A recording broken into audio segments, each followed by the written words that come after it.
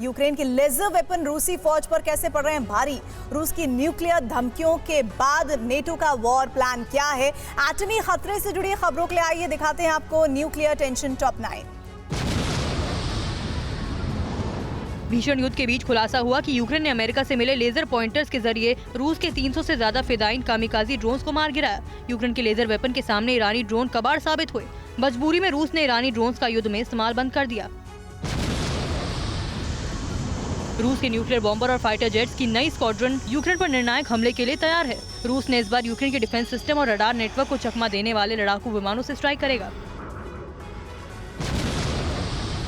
NATO से direct युद्ध की आशंकाओं के बीच रशियन एयरफोर्स में न्यूक्लियर क्षमता वाले MiG-31 BM intercept fighter jets को शामिल किया गया। रूसी रक्षा मंत्रालय ने दावा किया कि बेहद कम ऊंचाई पर उड़ने वाली क्रूज मिसाइलों को भी MiG-31 BM से नाकाम करना संभव है।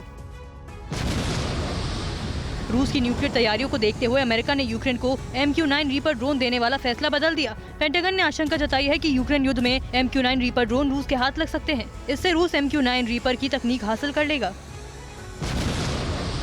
प्रेसिडेंट पुतिन की न्यूक्लियर धमकियों से यूरोप से लेकर अमेरिका तक दहशत फैल गई है। पुतिन ने नाटो देशों को धमकाते हुए कहा है कि रूस पर एटम बम गिराने वालों का नामो निशान मिटा देंगे। पुतिन के मुताबिक रूस के हाइपरसोनिक वेपन महाविनाशक हैं।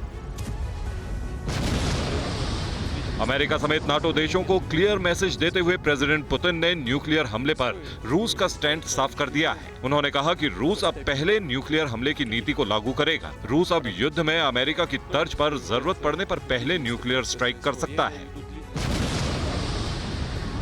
290 दिनों से यूक्रेन युद्ध में फंसे रूस के लिए एक और बुरी खबर है। यूक्रेन में फ्रांस का राइफल्ड मोर्टार अब रूसी फौज पर कहर बनकर टूटेगा। फ्रांस ने यूक्रेन के लिए 120 मिलीमीटर राइफल्ड मोर्टार की खेप भेजी है। हल्का होने की वजह से राइफल्ड मोर्टार ग्राउंड वॉर में गेम चेंजर है। न्यूक्लियर खतरे के बीच नाटो चीफ स्टोल्टनबर्ग ने दावा किया कि अब यूक्रेन युद्ध आउट ऑफ कंट्रोल हो सकता है। रूस और नाटो में डायरेक्ट युद्ध भी संभव है, तो नाटो चीफ की धमकियों से प्रेसिडेंट पुतिन का गुस्सा भी बढ़ सकता है।